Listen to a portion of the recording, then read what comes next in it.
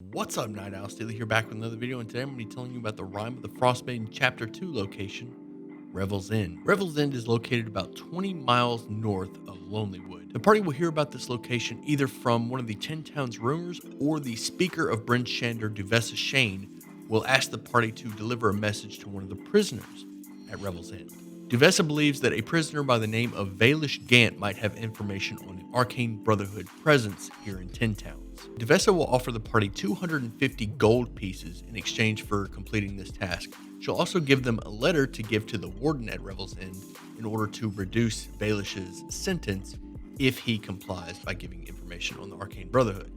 If he doesn't and he resists, then Duvessa will ask that the party tell the Warden that Valish is planning an escape. Now, there's no evidence of this, but Duvessa just wants Valish to suffer by upping the security measures on this poor guy. This maximum security prison is run by the Lords Alliance, which is just a faction of some of the major cities on the Swords Coast. If you want more information on them, I would recommend looking them up at the Forgotten Realms wiki or the D&D page or D&D homepage. In order to get imprisoned at Revels End, you got to do something pretty serious. This isn't for your typical prisoner. This is where they keep people that are too dangerous to be kept elsewhere. Also, like political prisoners with political connections, like spies and such. So people that they want at the absolute edge of the world to be in prison. Each member of the Lords Alliance assigns one member to be represented on a parole board known as the Absolution Council. And if there's ever a tie, the warden of the prison acts as the tiebreaker votes. As you can probably imagine, this prison isn't very comfortable, not just because it's a prison, but also because of its location. So it's rare that all 10 members of the council are actually present.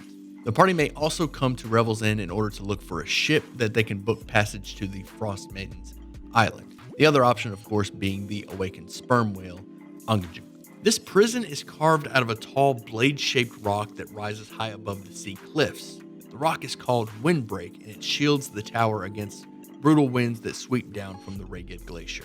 The outer walls are made of stone and they're 20 feet high. Each door and rooftop is held shut with an arcane lock spell. The prison personnel can open these doors and hatches normally. The interior is magically heated to a temperature of 68 degrees Fahrenheit, 20 degrees Celsius. All of the courtyards, corridors, rooms, and staircases are brightly lit by continual flame spells cast on wall sconces. There are a total of 75 prison guards, which use the veteran stat block, and they work 8-hour shifts. The off-duty guards all rest in Area 19, more on that in a moment. Each prisoner is identified by a number, which makes it harder for prisoners to identify one another, and it keeps them on an equal footing.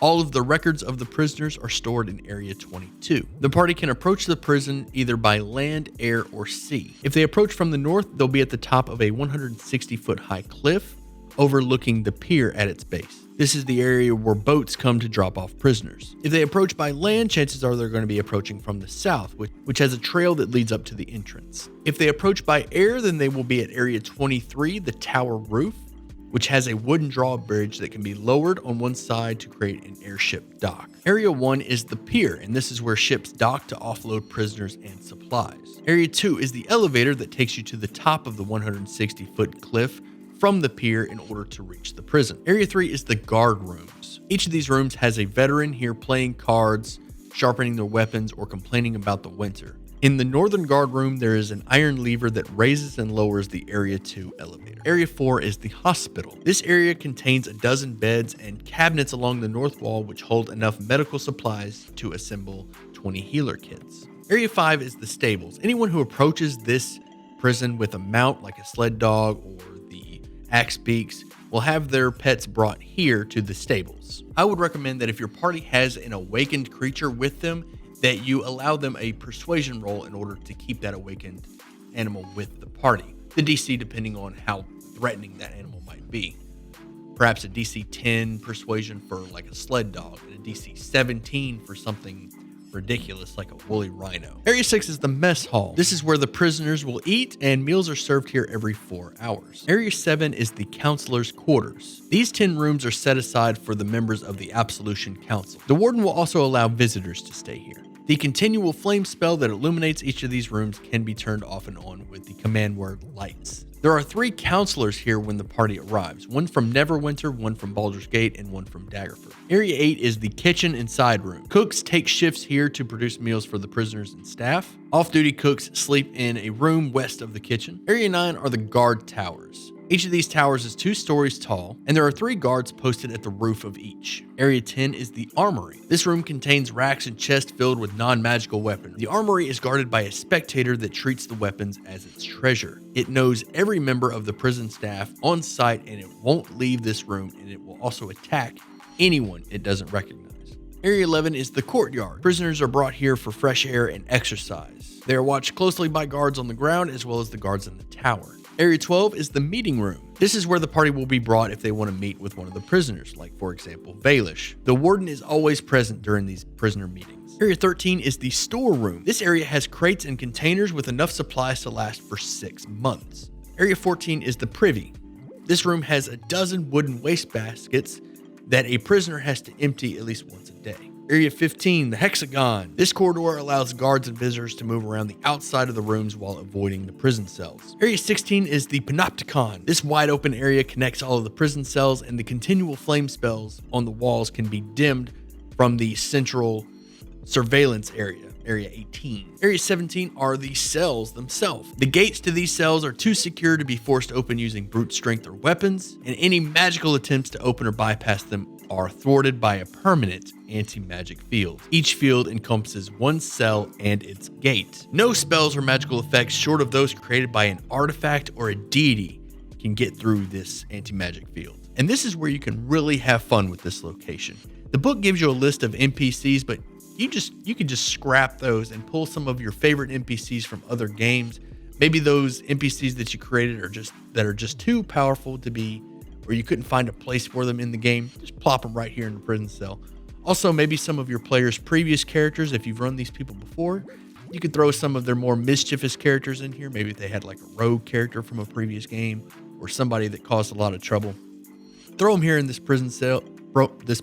Maybe some of their favorite NPCs from another game.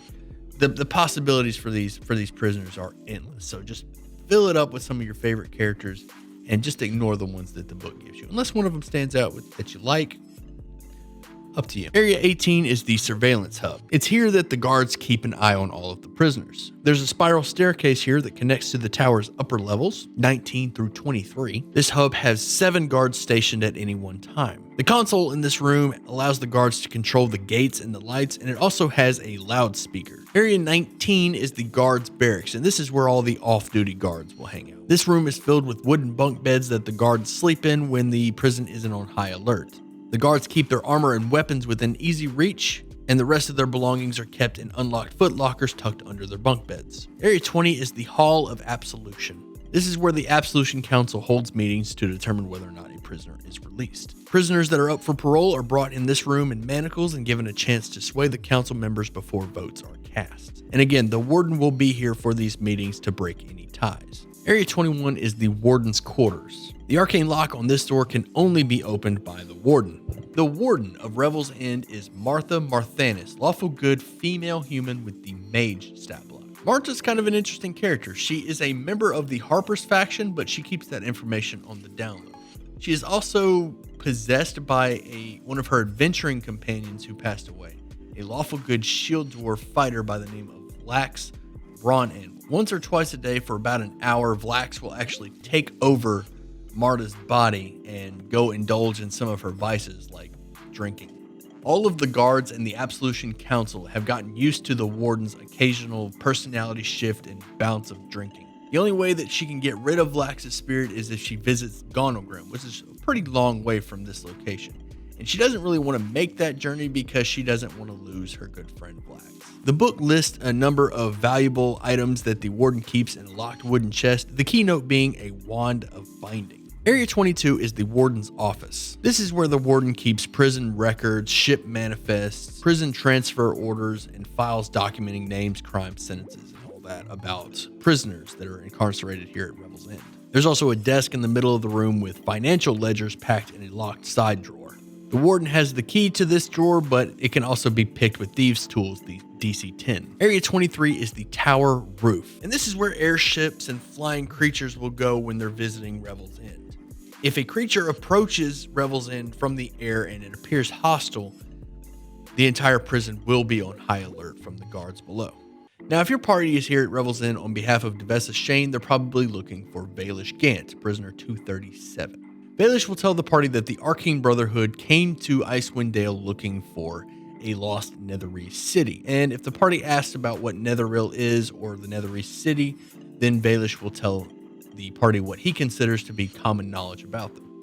He will also fill in the party for each individual member of the Arcane Brotherhood that came here, of which there are 4. Avarice, the albino tiefling from the Black Swords quest. Dazan, the Red Wizard of Thay who was burned at East Haven and whose simulacrum is currently at the Lost Spire of Netheril. Glenn Harple is a necromancer that the party will meet after they leave Sunblight. And Nas Lantamir will come up much later in the story. The quest that Devessa gives the party to just show up to the prison and meet with Baelish is pretty short and uneventful. They don't really get to explore the prison or see what's going on there. You can modify that to where they can ask a few questions, maybe go on a tour if they decide to ask the warden, something like that. A way to get the party around the prison. You can also, because the book gives you so much information about this prison and uses so little of it for the one quest that they give you, I think that the book gave you all these details in case the party wanted to mount a prison break, which Baelish Gant is all for. Other than that, if you want to make this location more interesting, fill it with prisoners from previous games, previous NPCs, just overall interesting NPCs, and maybe tie in characters' backstory with some of the prisoners in the cells. Now, as far as getting the players to those prisoners and actually like walking around and seeing Revel's End and getting that tour, maybe the warden has heard about the party helping 10 towns. Maybe rumors about the party has reached Revel's End. Something like that. Come up with a reason for the warden to want to take the party on a tour of Revel's End so they can see everything here. Because chances are your party's not going to want to do a prison break.